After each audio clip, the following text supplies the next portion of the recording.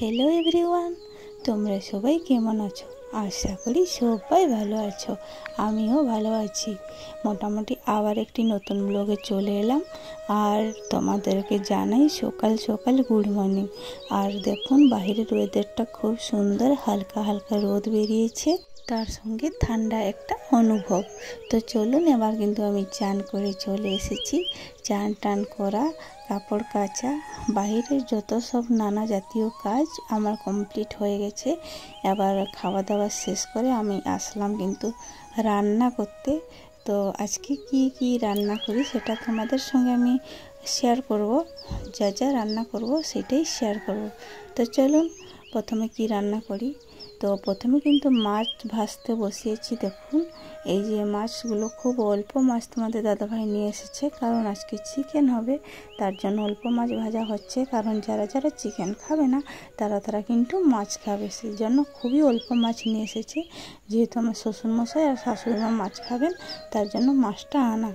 তো তার সঙ্গেও তরকারি আছে। দেখুন এই যে কলা গাছের থোড়ের তরকারি হবে। তো আর এখানে মশলাটা গোছানো আছে চিকেনের জন্য, আর এই সর্ষেটা বাটা আছে কিন্তু মাছের টকের জন্য। তো চলুন, এইরকম প্রথমে জিরা ফোড়ন দিয়ে কিন্তু সবজিগুলোকে নাড়াচাড়া করে নিতে হবে। আর এই যে দেখুন কলার থোড়টাকে কিন্তু ভালো করে লবণ দিয়ে চটকে রাখতে হবে নরম করার জন্য। কিছুক্ষণ আগে আমি চটকে রেখেছিলাম। তো চলুন, এটা একটু কিন্তু পরে দিতে হবে। তো আমরা কিন্তু এইভাবে রান্না করি, তোমরা কিভাবে রান্না করো আমাকে একটু হলেও কমেন্টস করে জানাবে। আর এর মধ্যে আমরা কিন্তু কিছুটা সর্ষেও ইউজ করি। তো সাদা সর্ষে 1 চামচের মতো বাটাটা দিয়ে দিলাম, দিলে তরকারিটা খুব টেস্ট হয় তার জন্য। তো এটাও কিন্তু আমার শাশুড়িমা বলেন এইরকম তরকারিতে কিন্তু সর্ষে বাটাটা খুব প্রয়োজনীয় জিনিস লাগে, খুব ভালো লাগে। এবার বানিয়ে নেব টক। তার জন্য দেখুন 5 ফোড়ন আর শুকনো লঙ্কা দিয়ে কিন্তু আমি ভালো করে ভেজে নিলাম। এবার দিয়ে দেবো সর্ষে আর আমচুর, আমচুর টক বানাবো, আমের আমচি আমরা বলি। তো এটা দিয়ে কিন্তু ভালো করে ফুটিয়ে নেব। তো চলুন, ফুটটা উঠে গেছে, এবার দিয়ে দিলাম মাছ। এটা কিন্তু আমার শ্বশুরমশাই আর শাশুড়ি মা খাবে, তার জন্য তাদের দুজনের জন্য কিন্তু মাছের তরকারিটা রান্না করে দিচ্ছি। তো মোটামুটি দেখুন এই তরকারিটা রান্না করতে কিন্তু খুব একটা সময় লাগে না, খুবই তাড়াতাড়ি হয়ে যায়। তো এবার নিয়ে নিচ্ছি চিকেন। তো চিকেন রান্না করব, এই জন্য চিকেনের মধ্যে আমি দিয়ে দিচ্ছি প্রথমে সর্ষে তেল, এরপর দিয়ে দিলাম কিছুটা লবণ, আর এরপর দিয়ে দেবো কিছুটা হলুদের গুঁড়ো। তো এরপর ভালো করে কিন্তু আমি মাখিয়ে নেব। তো আপনাদেরকে যে যে তরকারিগুলো আমি শেয়ার করলাম, আমরা কিন্তু এরকম রান্না করে থাকি। তোমরা কিভাবে রান্না করো সেটা তো আমি জানি না, তাও আমি তো শেয়ার করলাম, তোমরা একটুই কমেন্ট করবে তোমরা কিভাবে খাও। আর এখানে দেখুন পেঁয়াজ আর আদা রসুনের পেস্টটা আমি নিয়ে নিয়েছি, যেহেতু আমি চিকেনটা রান্না করব। তো চলুন, এর মধ্যে দিয়ে দিলাম কিছুটা চিনি। আমার তেলটা গরম হয়নি এখনও, কিন্তু আমি চিনিটা দিয়ে দিলাম। আর এর মধ্যে কিন্তু আমি দেখুন এই যে গোটা লঙ্কা, এলাচ, জিরে, অনেক রকম যে গোটা মশলা হয় না, ওটাই দিয়ে দিয়েছি। তো এবার হয়ে গেছে আমার তেলটা গরম, এর মধ্যে দিয়ে দিলাম আমি পেঁয়াজ। এবার পেঁয়াজটা কিন্তু খুব সুন্দর করে ভেজে নিতে হবে, ব্রাউন করে ভেজে নিতে হবে। এরপর কিন্তু ব্রাউন করে ভাজার পর কিন্তু আমি দিয়ে দিব আদা রসুনের পেস্টটা। তো চলুন, আদা রসুনের পেস্ট দিয়েও কিছুক্ষণ আমি আবার ভালো করে কষিয়ে নেব, কারণ কাঁচা কাঁচা ভাবটা যেন কেটে যায়, না হলে আবার ভালো হবে না। আর আমি আজকে রান্না করছি উনুনে। দেখুন চিকেনটা কিন্তু উনুনে রান্না করলে খুব ভালো হয়। বাহিরে কিন্তু উনুনটা ছিল, ছোট উনুনটা। আর এর মধ্যে কী কী দিয়ে দিলাম আমি ওটাও বলতে ভুলে গেলাম। এর মধ্যে দিয়ে দিলাম কি বলো তো, এর মধ্যে দিয়ে দিলাম আমি হলুদের গুঁড়ো, লঙ্কার গুঁড়ো, জিরের গুঁড়ো, ধনের গুঁড়ো, যা যা ছিল সব কিছু দিয়ে কিন্তু জল দিয়ে আমি কষিয়ে নিলাম মশলাটা। এরপরে দিয়ে দিলাম চিকেনটা। তো চিকেন কিন্তু এবার কষাতেই হবে, আর কিছু নেই। এরপর দিয়ে দিলাম কিছুটা টমেটো কিন্তু আমি পরে দিই, আপনারা এরকম পরে দিয়ে দেখবেন, ট্রাই করবেন, খুব ভালো লাগে খেতে।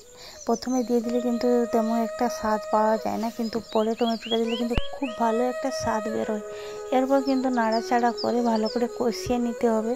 আপনাদেরকে একটু একটু করে শেয়ার করে দিলাম, যেহেতু আমি বলেছিলাম আমাদের বাড়িতে চিকেন হয়েছিল। আর অনেকেও আমাকে বলেছো চিকেন বৌদি রান্না করলে, কিন্তু আমাদেরকে দিলে না, তার জন্য আমি চিকেনের রেসিপিটা আপনাদের কাছে তুলে ধরলাম। অবশ্যই দেখবেন। খুবই হালকা করে রান্না করেছি, হয়তো অনেক বেশি তেল দিইনি, কারণ এখন তেল বেশি খেলে ভালো না। আমার বাবুও খাবে, তার জন্য তেলটা ঠিক বেশি ইউজ করি না।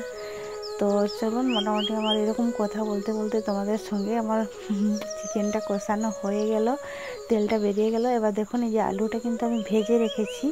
তো আলুটা আগে ভাজা হয়েছিল না, মানে গ্যাসে ভেজে নিয়েছি, ওটা ভুলেই গেছিলাম আলু দিতে। তো এবারে কিন্তু মাংসের মধ্যে আমি দিয়ে দেবো পরিমাণ মতো জল, মানে ঝোল দেওয়ার জন্য আমি কিন্তু জল দিয়ে দিচ্ছি, যেহেতু আমি চিকেনটা ঝোল করব। যদি কষা হতো তাহলে আর জল দিতে হতো না, কিন্তু আমাদের দুপুরে যেহেতু ভাতের সঙ্গে খাবে, তার জন্য কিন্তু কষা করলে চলবে না, এটা কিন্তু ঝোল করতেই হবে। তার জন্য দেখুন, মোটামুটি আমার চিকেনটা রেডি হয়ে গেছে 10-15 মিনিট পর, যেহেতু আমি আলুটা খুব ছোট ছোট কেটেছিলাম। আর প্রথমে কষাতে কষাতে কিন্তু আমার মাংসটা সিদ্ধ হয়ে গেছিলো, তার জন্য তো আলুটা খুব তাড়াতাড়ি সিদ্ধ হয়ে গেল, যেহেতু ভাজা ছিল। তো দেখুন, চিকেনটা এরকম হয়েছে, খুব হালকা পাতলার উপরে, দেখতে সুন্দরই হয়েছে মনে হয় যতদূর। তোমাদেরকে কীরকম লাগছে তোমরা কমেন্ট করে আমাকে জানাবে। এরপর দিয়ে দিলাম কিছুটা মশলা, মানে চিকেন মশলা। তো এবার কিন্তু খেতেও বসে গেলাম। তো খেয়ে আমার কিন্তু খুব ভালো লেগেছিলো চিকেনটা, আর একটু কিছুক্ষণ পরে খেয়েছিলাম, তার জন্য চিকেনটা এতটা ঝোল ছিল না, খুব সুন্দর হয়েছিল। তো মোটামুটি আমি আমার খেয়ে নিয়েছি, আমাকে তো খুবই ভালো লেগেছিলো।